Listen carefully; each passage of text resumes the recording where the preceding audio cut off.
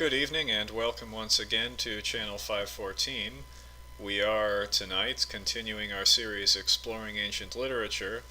and as it stands we are more than halfway through exploring the literature of ancient Egypt, and in this series we will be exploring all of the, or I should say virtually all, of the Egyptian literature of antiquity that is significant and available to the general reader. Whereas in our series on Mesopotamian literature, we covered only the great literary classics of Mesopotamia and set aside a lot of the less literary documents, of which there is really no end. And so tonight I'll make one or two videos, maybe just this one, and we'll be covering some of the later religious literature of Egypt. So in previous videos we've discussed texts connected mainly with the mortuary cult, at least as far as religious and mythological and mythographical Egyptian literature goes. Much of what we've already discussed has had to do with the mortuary cult, which is such a celebrated and noted feature of Egyptian life.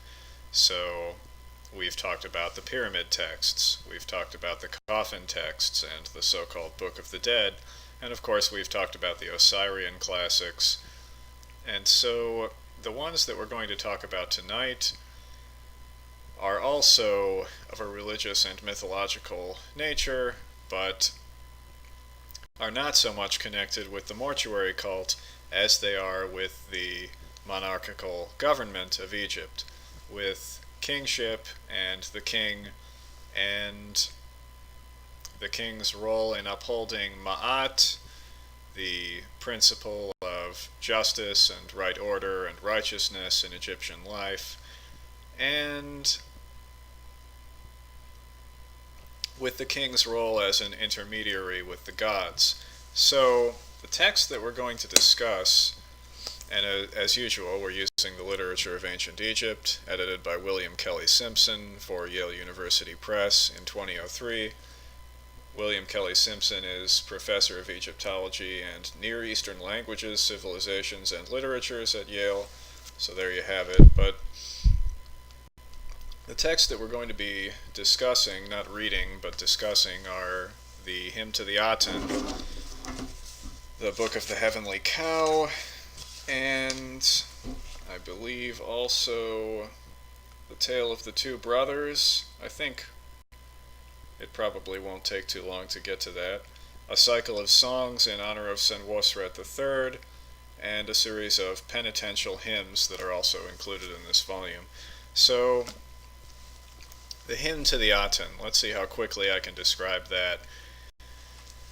To do so, we'll have to talk about King Akhenaten, otherwise known as Amenhotep IV, one of the more famous kings of the 18th dynasty. Now, the description that I'm going to give of his reign and his personal legacy, and of the religious reforms that were carried to their greatest extent under his rule, the explanation that I'm going to give is the most conventional. Now, if you would like to know more, or if what I am going to say does not satisfy you, then by all means find out more in your own time or under your own direction. But in any case, we'll talk a little bit about Akhenaten. So let's begin by noting that during the New Kingdom, and again that's circa 1550 to circa 1069 BC. So during the New Kingdom, Egypt's Imperial Age, the cult or the institutional religion of the god Amun at the city of Thebes, a district in Upper Egypt, was closely connected with the monarchical government. So the most important religious institution in Egypt at that time was the cult of Amun, and his great cult center at Karnak was the largest complex of religious buildings and facilities and establishments of any kind in Egypt and in the world. And by some accounts it still is the largest in the world, although it is abandoned and in ruins and exists today as an archaeological site. Now, so the cult of Amun at this time was at its height, and the priesthood of Amun, and especially the high priesthood, enjoyed a level of power and prestige comparable to that of the king. Now,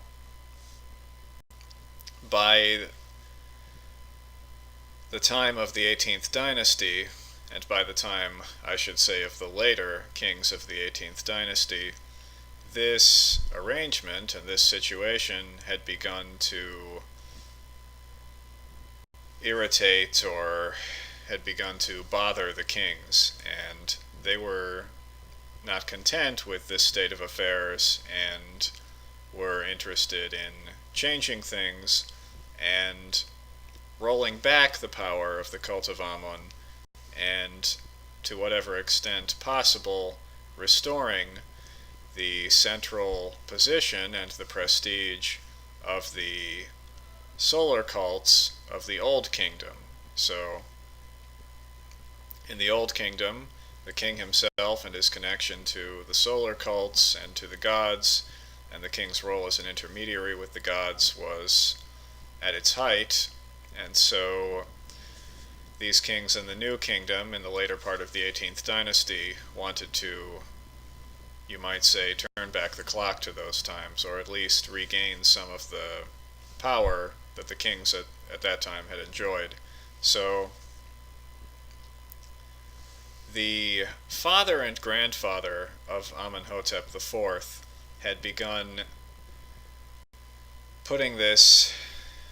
had begun working toward this aspiration by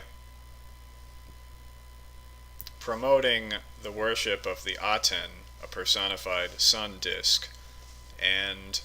casting themselves in the role of the special intermediary between the people, between the two lands, Upper and Lower Egypt, and the Aten. So, when Amenhotep IV took power, he changed his name to Akhenaten. So he changed his name from Amenhotep, meaning something like Amun is pleased, or Amun is gracious, or satisfied, to Akhenaten, which is usually translated as something like living image of the Aten. And he also built a new capital and called it Akhenaten. Now, this capital is perhaps more commonly known by the modern Arabic name of the site, Tel El Amarna, and of course the famous Amarna letters are from there. So, also, Amenhotep IV, Akhenaten, reigned 17 years, and the circumstances surrounding his death are somewhat controversial or mysterious, but in any case, his young son Tutankhaten succeeded him and changed his name to Tutankhamun and restored the cult of Amun and all of the traditional religious institutions of Egypt and ended the reforms that had been brought about by his father. And so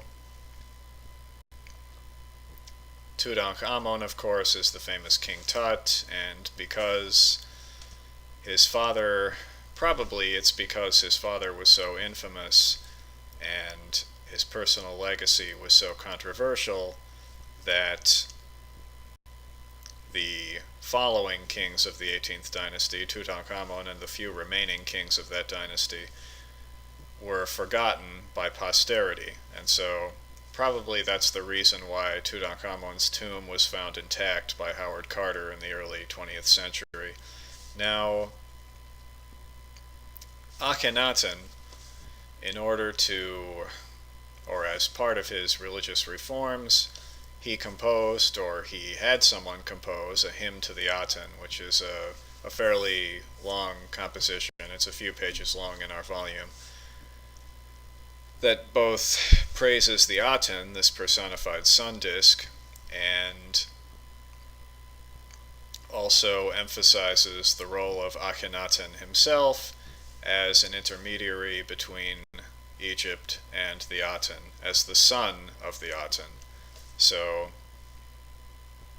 the hymn to the Aten, we won't bother to read from it. You can kind of guess that it has a lot to do with the sun and nice things that the sun does, like warm the earth and light up everything and make life on earth possible. But what it is the Great Opus, or the signature literary work connected with the religious reforms of Akhenaten. So it's of interest in that it represents and speaks for a time in Egyptian history that can be seen as a sort of monotheistic or monolatrous revolution or reformation. And so it can be understood in different ways, or it can be characterized in different ways. Some scholars tend to see it as more monotheistic and others less so, but we won't get into that controversy or that issue here. But we have pointed out the hymn to the Aten, what it is, what it's about, and it's probably available in its entirety online, so anyone who wants to look for it and get a closer look can go right ahead and do so. Now, another text that I wanted to mention is known as the Book of the Heavenly Cow, and I believe this is also a New Kingdom text, or that our manuscripts, our papyri, are from the New Kingdom, although the text itself may date to the Middle Kingdom. But the Book of the Heavenly Cow is basically another Heliopolitan theogony. Now, in our video in which we dealt with mythological and mythographical texts about the Egyptian gods, we included an account of the traditional Heliopolitan myths of the origins of the gods and the creation of the world, etc. And the Book of the Heavenly Cow basically is a version of that traditional cycle of stories. So it has to do with the god Ra, or Atum Ra, or Ra Atum, rising out of the primordial waters, the waters of Nun, out of this watery chaos, and forming the world that we know, and ruling over it, and having children and grandchildren who are themselves divine, and who have various adventures and transactions among themselves, and eventually deciding that he wants to wipe out humankind, and eventually, after that, relenting in this idea, this design to eliminate humankind. And so that is the Book of the Heavenly Cow. Now, in this text, in this volume, The Literature of Ancient Egypt, we've also got a series of what are known as penitential hymns, and these are, if I remember correctly, an early example of religious texts that have to do with personal piety. And so what you find in here is, well, let's say the speaker in these texts, these hymns, makes obeisance to various gods. Amun would be one of them, and that's timely, or that makes sense, given that these are probably from the Ramesside period, or more particularly from the reign of Ramesses II, so from the 19th dynasty, not much later than the hymn to the Aten. But the person, the speaker in each text, makes obeisance to one of the gods and confesses to wrongdoing, expresses contrition, etc. So they have to do with personal piety. Now, another group of texts that we find in this volume is a cycle of songs in honor of Senwosret III. And he himself, Senwosret III, is a Middle Kingdom pharaoh, and so these songs date from his time, and essentially they praise the king, they honor him, and they describe him or characterize him as the agent and upholder of Ma'at, which, as I've said before, many more times than one, is a rich religious and philosophical concept in Egyptian thought that has to do with right order and justice, truth, righteousness, etc. So those would be the songs in honor of Senwosret III, and it probably would take more time than I'd like to devote to it to actually read through one of these, but each is only about a page long in this volume, and while they may or may not be available online or easily found online, this volume, of course, itself is easily obtainable, but I mention these because we are, after all, trying to cover just about everything that's of any real significance in Egyptian literature that is available to the general reader. Now, another text that I want to just barely mention is known as the Tale of the Two Brothers, and maybe when I talk about some of the later tales from Egypt in a future video, I might touch upon this again, but I think it's worth including here because it probably has to do with some sort of myth cycle connected with a dying and rising fertility god of some kind. But there's a book mentioned here in the introduction by a Susan Tower Hollis, who apparently discusses the story in detail in a work called The Ancient Egyptian Tale of Two Brothers, the oldest fairy tale in the world, that's published by Norman in 1990. Now, I'll try and just reconstruct this from memory, and then in a future video, as I said, I may touch upon it again, but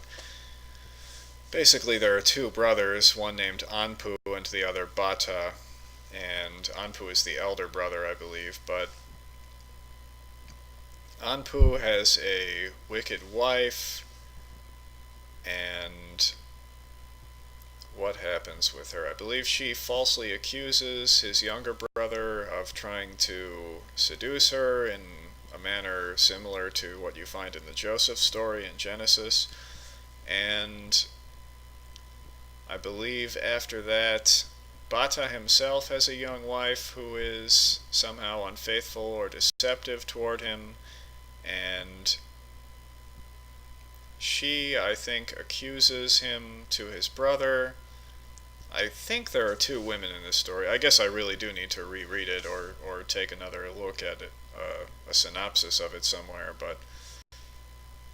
somehow Bata is killed by his brother, who has been turned against him by one of these women, and so he then reincarnates in the form of different animals, I believe first as a bull,